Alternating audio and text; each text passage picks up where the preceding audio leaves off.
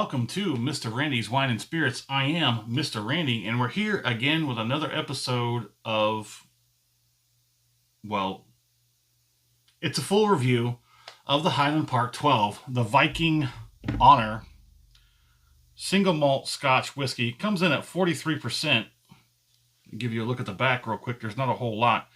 Spicy and well-rounded. I guess I could agree with that. A wild harmony of honey-drenched oranges, winter spice, fruitcake, floral peat, smoky notes. It is distilled and bottled by Highland Park Distillery in Scotland. Imported in Americas through New York. Product of Scotland. We always love to see that. So, cork pop. Why is the cork pop on the halfway point always weaker than an off-the-rip cork pop? Ponder that for a bit, shall we? So, here you have the box it comes in. I've seen these bottles without the boxes. Spicy and well-rounded. I think we've been through this before, but I'll give you a slow scroll. The 12, the 15, and then the 18. There's not a whole lot of anything on that side. I'll just give you a slow scroll.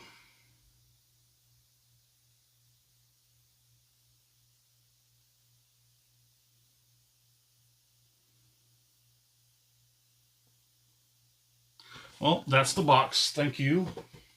Moving on. So, this is so my information that I got from the World Wide Web says that this is a Islay and Islands regional Scotch. Correct me if that information is wrong. Yeah. I didn't look into any of the other Highland Park whiskeys because it might have had more information. But everything I found concerning to the Highland Park 12 year did not tell me exactly where it came from. I didn't even bother to look up where the distillery is actually at. But what I did happen to find is that it is a sherry seasoned European oak and American oak. So how does that work? How does that work? What does it mean? Because there's two different oaks. You got the European oak and the American oak. So one is, the European oak is actually sherry seasoned. Quite the interesting Scotch we have here. I actually did not think too highly of it when I did the off the rip video. The first few pours were a little bit off, a little bit lacking. They fell short in a lot of different categories, but that's changed. So let's get into it. So Mr. Randy did pay just under $42 to have this delivered. You heard me right. This was delivered to me under $42. There was a flash sale. Not quite sure what was behind it all, but it was a flash sale. I had other discounts, wrapped it all up. $42 directly to my door. Thank you very much, sir. This does come in at 43%, and it is a relatively nice Scotch. Now, I believe when we did the off the rip, we nailed this down at a Palo Cortado sherry. Does that look about right to you? The lighting never really works well here. Or was it up here? Well, let me see. Off. Yeah. We're going to put it right about there. I believe that's where it was.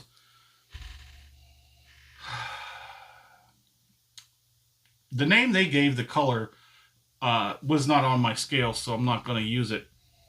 On the nose, you're getting reminiscence of Glenmorangie because there is orange.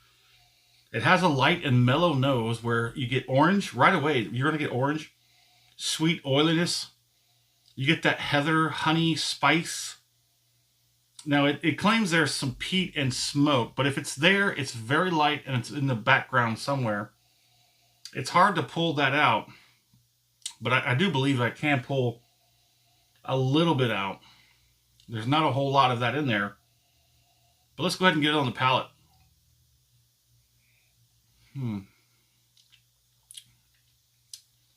Yes, I can tell you, the palate has gotten much better now that we're halfway through that bottle. Its palate is definitely opened up, so it's gotten better with some time and some space.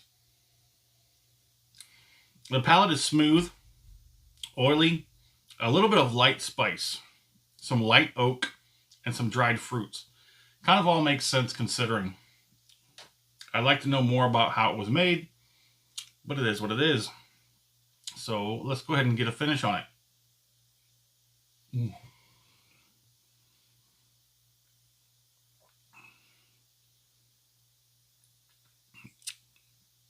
It's got some pretty good viscosity that does translate over into the palate, into the mouth. The finish is light.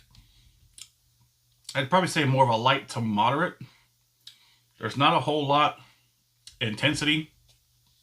There is a little bit of tingliness that's across the top of the tongue.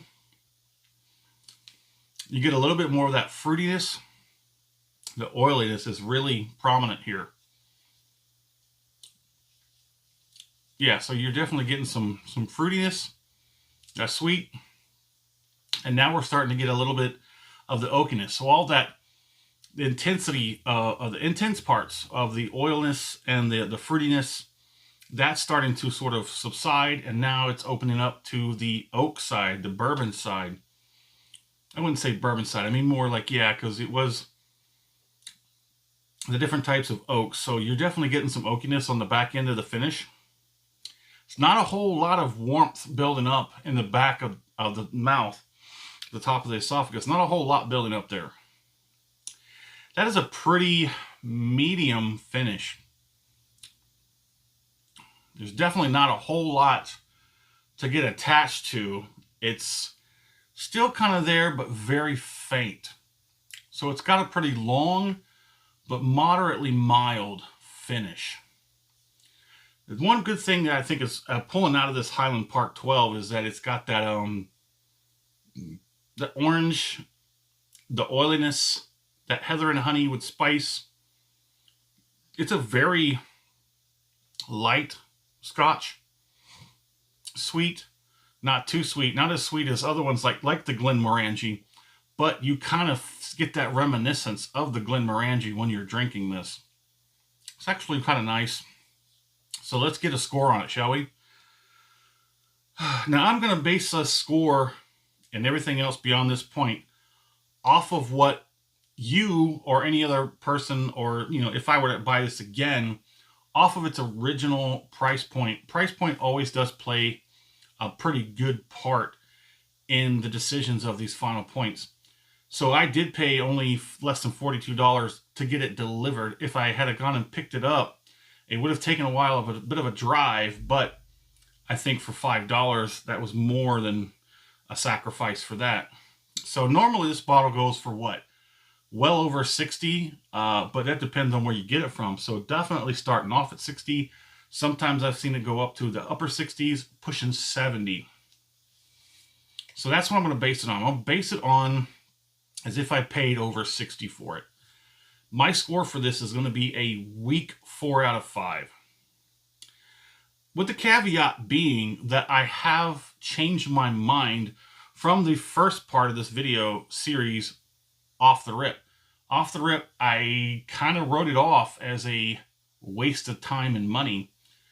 There was not a lot to this whiskey. There was a lot that opened up. But since we got halfway, or well, moderately halfway through, in this short period of time, couple weeks, and not much space, like I said, I've been sort of sipping off of it, getting it to this point.